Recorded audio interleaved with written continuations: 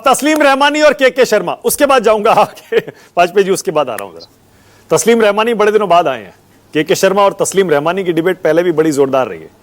रहमानी साहब, पहले तो ये बताइए, ये बिहार में इस बार आपके हिसाब से क्या होने वाला है? वक्फ का मुद्दा रहेगा क्या? क्योंकि पहला चुनाव वही है वक्फ कानून आने के बाद।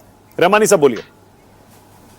देखिए, अभी तक जो मैंने डिस्कशन सुना है, एक बात तो, और मैं बिहार में मैंने काम भी किया है पिछले दिनों, एक बात तो मुझे बहुत वाज़ेह है कि महागठबंधन के लिए भी रास्ता अभी इतना आसान नहीं है जितना कहा जा रहा है।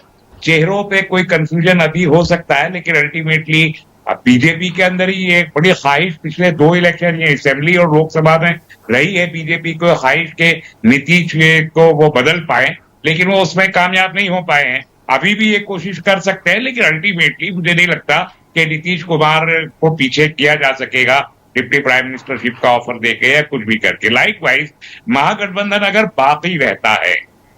बाकी रहता है तो तेजस्वी ही उसका चेहरा होंगे। हाँ। इसमें किसी को कोई दो राय नहीं होनी चाहिए।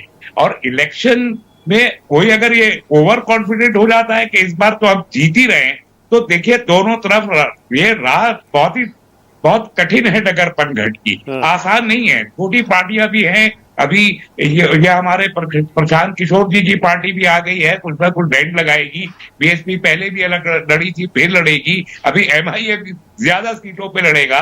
वक्फ का एक इम्पैक्ट, इलेक्शन इशू तो एक बड़ा होगा वक्फ, इसमें कोई दो राय नहीं है, लेकिन मुझे नहीं लगता कि वक्फ की वजह से नीतीश को कोई बहुत बड़ा नुकसान होने वाला है। जो लोगों का ये मानना है कि नीतीश को इसकी वजह से नीतीश बैक सीट हो जाएंगे, मेरा उसके बिल्कुल बरक्स ख्याल है। मेरा ख्याल है कि नीतीश कुमार जी ने लोकसभा में अपने एमपीज की बुनियाद पर अपनी बार्गेनिंग पावर स्टेट में बढ़ा ली है, तो नंबर ऑफ सीट भी वहां बढ़ा सकते हैं और बीजेपी को वो जो है टॉकिंग टर्म्स पे रख सकते हैं। इवन अगर वो वहां पर जीत जाते हैं तो सेंटर पे उसका बड़ा इंपैक्ट होगा, और अगर नीतीश वहां हार जाते हैं तब भी या तो जेडीयू के ऊपर उसका इंपैक्ट होगा नीतीश के हारने का, या सेंट्रल गवर्नमेंट का पर उसका इंपैक्ट होगा। ये रिस्क कोई भी नहीं लेना चाहेगा, बीजेपी भी नहीं चाहेगी कि सेंट्रल गवर्नमेंट पे कोई रिस्क ले, और वहां भी तो इशू अपनी जगह है। अच्छा रहमानी साहब, आपका जो 5-6% मुस्लिम वोट था वो कम जरूर हो जाएगा, लेकिन उनके पास कंपेंसेट करने के लिए दूसरा वोट बहरहाल मौजूद है, और इसलिए नीतीश ने इतने कॉन्फिडेंटली वक्फ बिल की हिमायत कर ली। ऐसा थोड़ी है कि बिला गणित किए हुए नीतीश कुमार भी जाके और वो वक्फ की हिमायत कराए। हिसाब किताब तो उन्होंने भी लगाया है, सीजन पॉलिटिशियन है, 20 साल से चीफ मिनिस्टर हैं,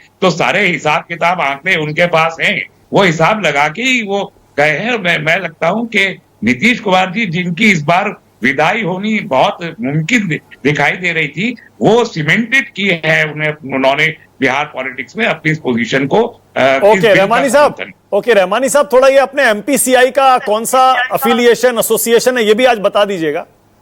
बिहार में क्या आप किसी गठबंधन, किसी दल को सपोर्ट करेंगे क्या?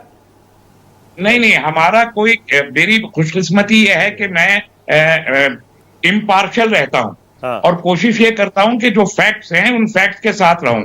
वो फैक्ट्स अगर गवर्नमेंट के साथ जा रहे हैं तो वहां भी जाएं, और वो फैक्ट्स अगर अपोजिशन के साथ हैं तो वहां रहें। वो ज्यादातर अपोजिशन के साथ रहते हैं, ये एक अलग इत्तेफाक है, लेकिन हम मुल्क के सेकुलर डेमोक्रेटिक फैब्रिक को सपोर्ट करते हैं और उसी को करते रहते हैं। उसके लिए हमें अकेला भी खड़ा होना पड़े तो ठीक है। Okay Sharma, all right.